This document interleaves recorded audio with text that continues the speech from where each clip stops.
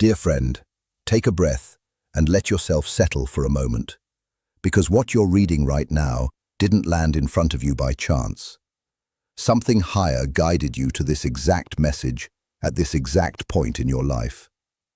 A shift is happening around you, and even though it might look quiet or almost unnoticeable on the surface, the truth is that what's moving beneath the surface holds far more weight than your eyes alone could ever measure. If you truly want to understand what happens the moment you stop chasing someone, keep reading closely. You didn't argue. You didn't beg. You didn't send that last text trying to explain yourself or defend your position.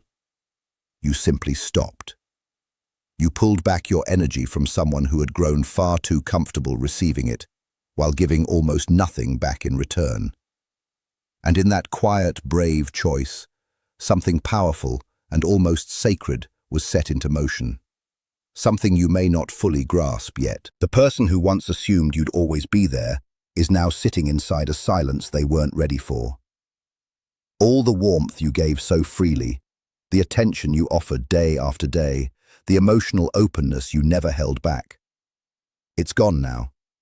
They feel that absence, not through arguments or drama, but simply through the empty space where you used to be. And that kind of absence carries a weight that words could never come close to matching. Right now, even if you can't see it clearly, they're thinking. They're feeling things they never expected to feel, because for the first time, they're facing you without your effort propping everything up between you two. And that changes the entire dynamic that used to exist. When you stop chasing someone, nothing loud or dramatic happens on the outside. But internally, something very real shifts, both emotionally and spiritually. Up until now, the connection between you two was being held together almost entirely by your effort. Your texts, your presence, your emotional availability, your constant willingness to show up. All that energy flowed one direction, creating a kind of lopsided momentum that kept things moving forward without them ever needing to try. That imbalance gave them a comfort they never had to think twice about. They never had to make real decisions about what they wanted. They never had to sit with their own feelings honestly or ask themselves what they actually desired from you, because your energy was filling in every blank before it even had a chance to form in their mind. We were made to seek, to pursue, to choose things intentionally.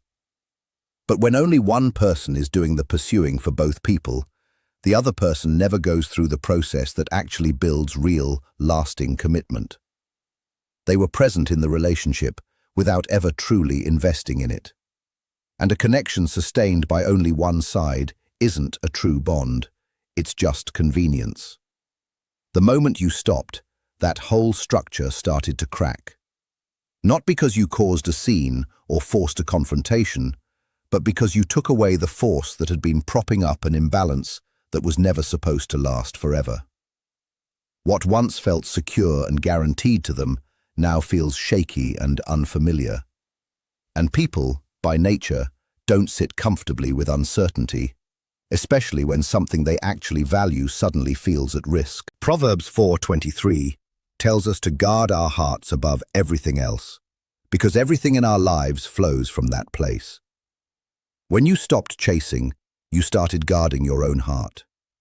And once you did that, something greater than you began doing what only it can do, revealing the truth. Here's the truth. Before your silence, they were passive. They took in your energy without ever feeling any real pressure to give it back, fully trusting that your effort would always close the gap between you. Your consistency had become something they never had to question, just background noise they assumed would always be there. But now your absence has made them pay attention, maybe for the very first time noticing the space you used to fill. This isn't random, it's simply how things work. The mind gets used to whatever is constantly available, and it only wakes up once that thing disappears. Your silence broke their expectations, and now there's room for quiet doubts to creep in. They're replaying old conversations, wondering if something has changed, as this newfound uncertainty stirs something in them that had gone completely dormant. 1 Corinthians 14:33 reminds us that peace, not confusion, is the nature of things done right. The confusion they're feeling now was created by the imbalance that was allowed to exist for too long. Because when you were the one chasing, you were carrying weight that was never meant to be yours alone. Now that you've gone still, that imbalance can no longer be ignored. And suddenly, this connection requires effort and initiative from them that feels deeply uncomfortable. Your attention used to act like a mirror, reflecting back their worth without them ever having to earn it. Now that the mirror's gone, they're forced to face what they overlooked. As Psalm 37:23 puts it, our steps are ordered when we walk rightly. Your step towards stillness wasn't random. It was meant to finally bring the truth to light. This pause you've created is opening up several important realizations. First, it exposes the imbalance that existed all along. While you were giving everything, that unevenness stayed hidden underneath your effort. Now, it's impossible to miss. They're forced to see how little they actually put in, how often you were the one reaching out, and how much emotional weight you carried by yourself. And that kind of honesty is necessary for real healing to begin. Second, this stillness creates space where feelings surface more honestly, forcing them to sit alone with their thoughts and really confront what they feel about you. Third, it becomes the ultimate test of who's willing to take initiative. The responsibility to keep things moving now falls entirely on them, and how they respond will show their true character.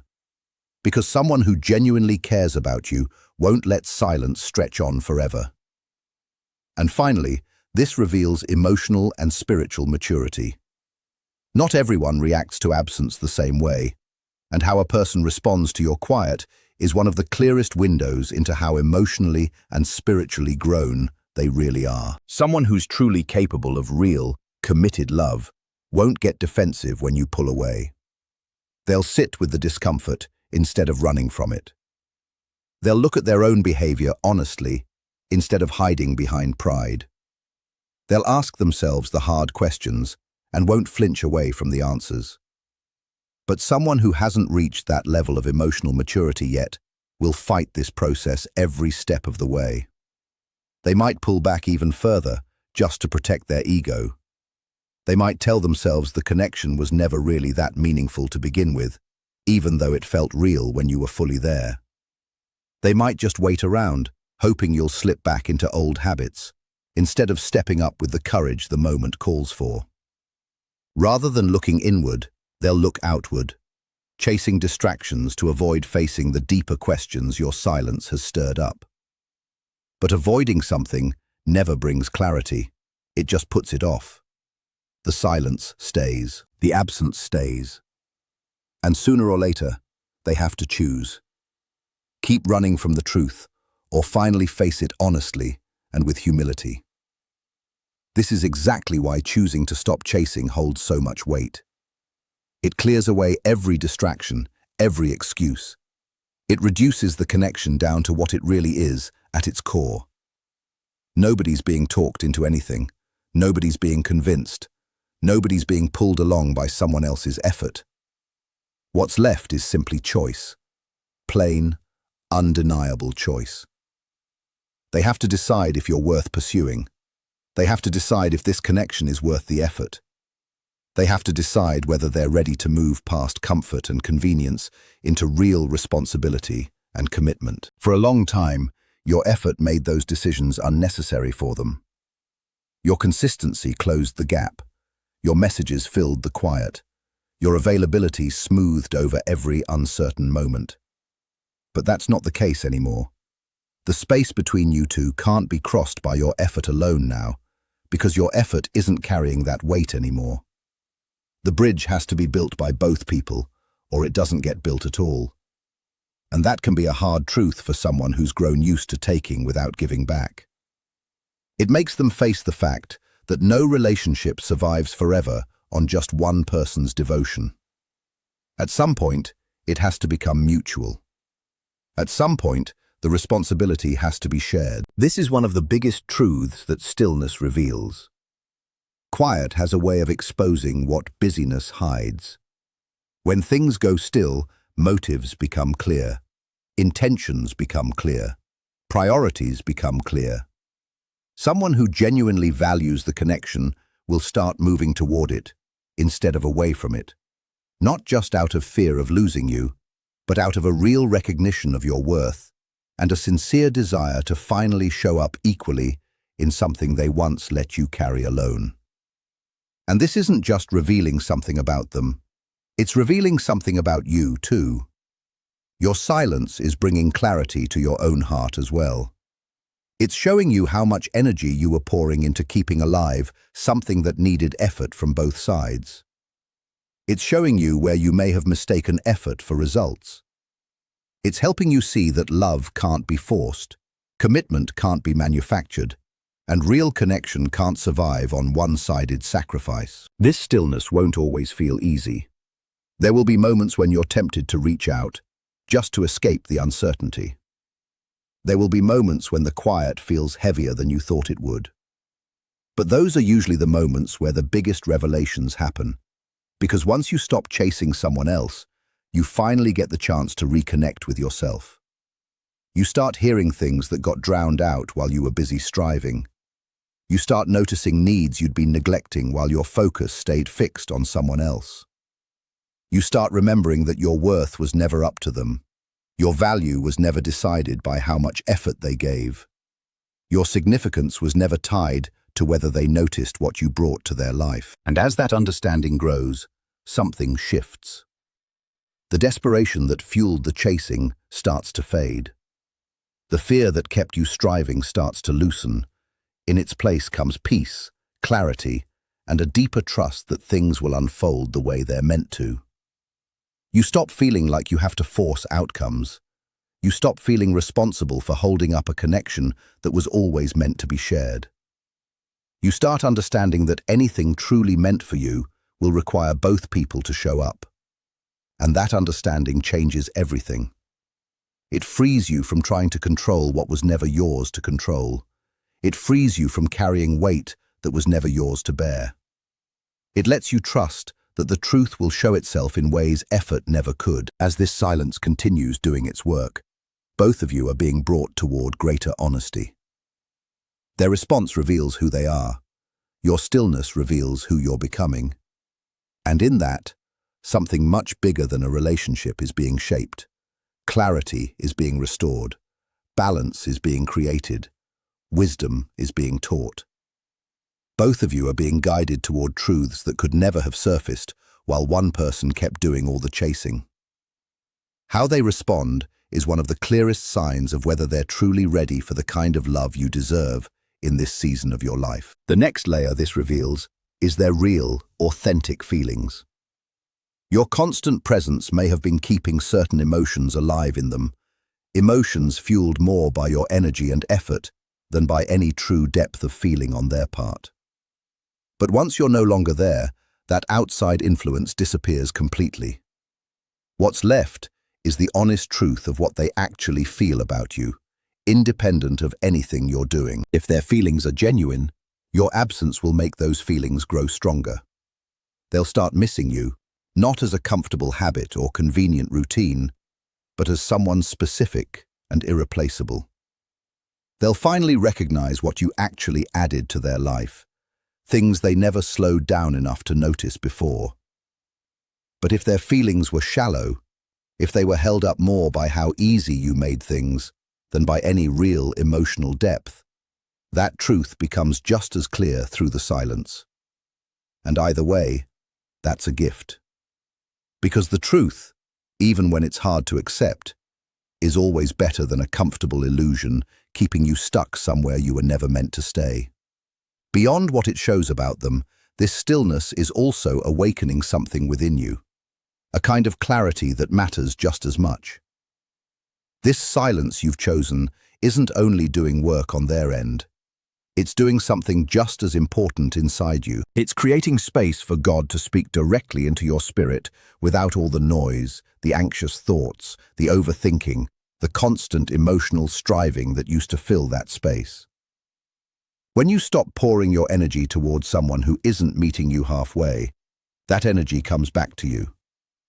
And God takes that returned energy and uses it to heal what's been quietly worn down, to sharpen your discernment, and to prepare your heart for what's truly ahead.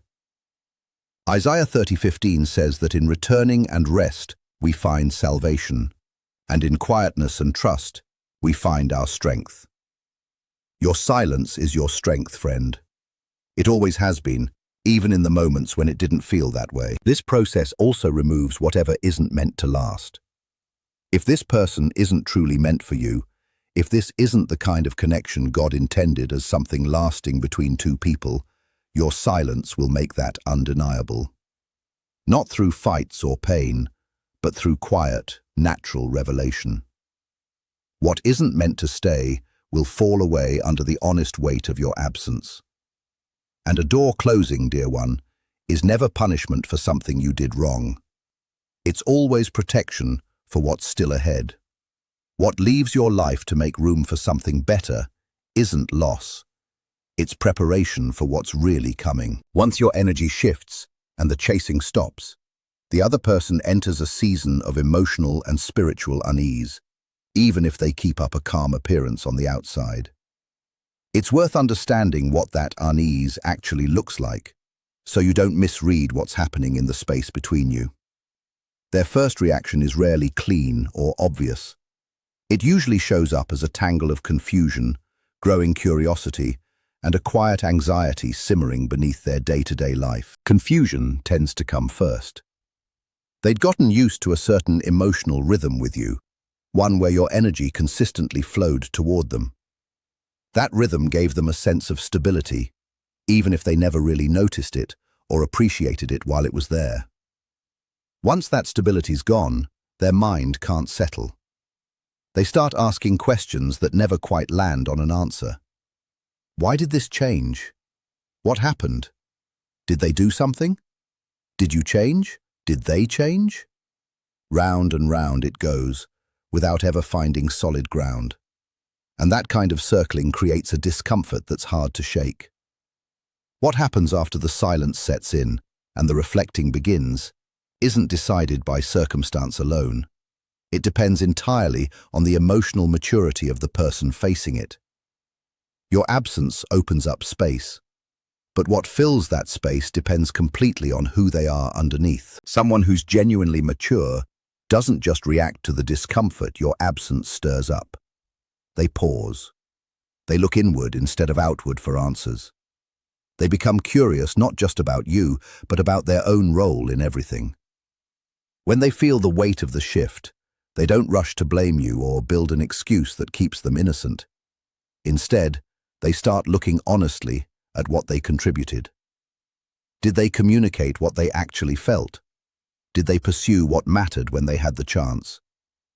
This kind of self-examination brings a quiet accountability they hadn't carried before. Instead of only thinking about what they might be losing, they start seeing what they failed to give while they still had the chance. And from that place of honesty, their response tends to be far more genuine. If they truly value what you had, they'll move toward it. Not out of impulse or just to break the silence, but with real intention and a clearer understanding of what the connection actually needs from them. After you've prayed and handed the outcome over to God, there's something else worth naming. Something a lot of people feel but rarely put into words. After you stop chasing, after the silence settles in, after you genuinely trust God with the outcome, it's natural to expect things to resolve quickly. You expect a fast answer, an obvious, immediate shift. But growth doesn't work that way. Just like a seed doesn't turn into a full-grown tree overnight, the clarity you're waiting for is being shaped carefully, intentionally, on a timeline only God can fully see. Don't mistake a quiet stretch of life for an empty one. Stillness doesn't mean nothing is happening. Even when you can't see a shred of evidence, something is moving behind the scenes. On the other side of this situation, hearts are being stirred, truths that were avoided are surfacing, and things that were pushed aside are being gently brought back into the light. And the same is happening in you. You're being healed in places you didn't know needed healing. You're being made stronger. Your spirit is being readied, so that when the answer finally arrives, you're not too exhausted, too discouraged, or too scattered to actually receive it. Every waiting season carries a reason behind it. Every quiet moment is teaching you something you couldn't learn any other way.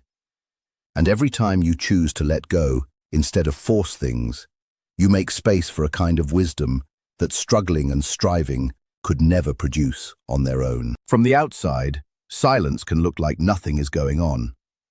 But underneath that silence, something bigger is quietly at work, sorting out answers, uncovering what's true, shaping who you're becoming, and guiding both people involved toward a clarity that only comes with time, trust, and patience. That unseen work is touching everything connected to this situation. It's clearing away what doesn't fit where you're headed, putting the right things into place, and lining up every next step according to a timeline that never rushes. There's a verse in Habakkuk that speaks directly to this. It says the vision has a set time to arrive, and even though it may seem to be taking forever, we're told to hold on and wait, because it's coming, and it won't come late. What's designed for your life has already been decided. It's already got a date on it, even if you can't see the calendar. It won't arrive early. But hold on to this just as tightly. It won't be late either. Let that truth anchor you, especially when heaven's clock feels far too slow for your liking. Keep trusting, even when the quiet drags on longer than you thought you could handle. Keep trusting, even when hope starts to feel worn thin from waiting. Keep trusting, even when every part of you wants to reach out one more time, to explain, to check in, to chase, anything to make the not knowing stop. In those exact moments, remember what Proverbs says. Trust God completely instead of depending only on your own judgment. Involve Him in every decision, and He'll straighten out the path in front of you. That promise isn't distant or abstract. It's for you, right now, in this specific waiting, in this specific silence. There's something else worth pulling into the light. Something that quietly sits underneath why so many people fall back into chasing, even when part of them already knows better. It's fear. The fear of ending up alone. The fear that if this particular person doesn't choose them, nobody ever will. The fear that this relationship, this chance, this moment, was as good as it was ever going to get. The fear that more waiting only leads to more waiting, and that the future is just an empty room. If thoughts like these have been creeping in during your quiet season, understand this clearly. Those thoughts aren't coming from a place of truth or peace. They're designed to shrink you, to frighten you, and to convince you to settle for far less than what's actually meant for your life. Fear always talks in terms of scarcity. Faith always speaks in terms of abundance. Fear insists that good things are rare, that real love barely comes around, and that you'd better grab on to whatever's in front of you because nothing better is on the way. That's simply not accurate. The same power that scattered the stars across the sky is the same power holding your future together.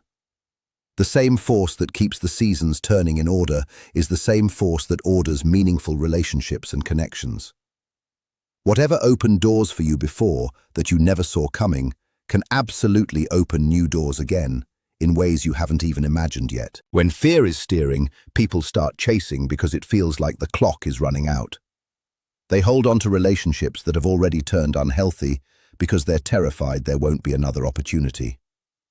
They accept less than they deserve because uncertainty feels more unbearable than disappointment does. But nothing that's truly meant for you was ever built on a foundation of fear. It was built on purpose, on wisdom, on a future far bigger than fear could ever have the imagination to picture. There's a passage in John that says it plainly. The enemy exists only to steal, to kill, and to destroy.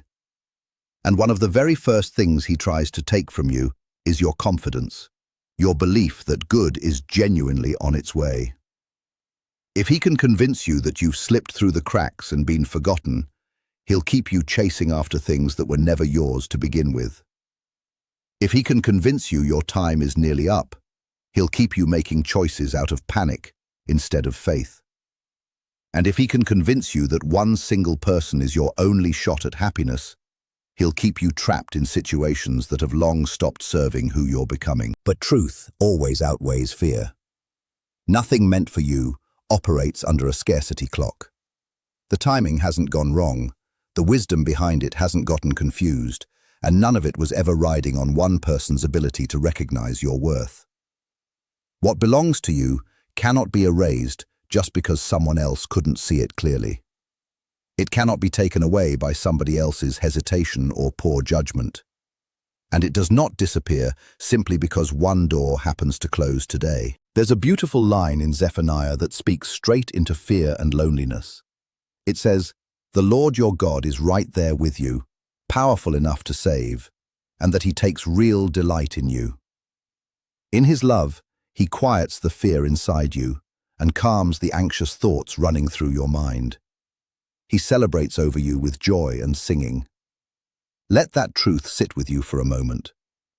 The one who spoke the heavens and the earth into existence takes genuine delight in you, exactly as you are, exactly where you are right now.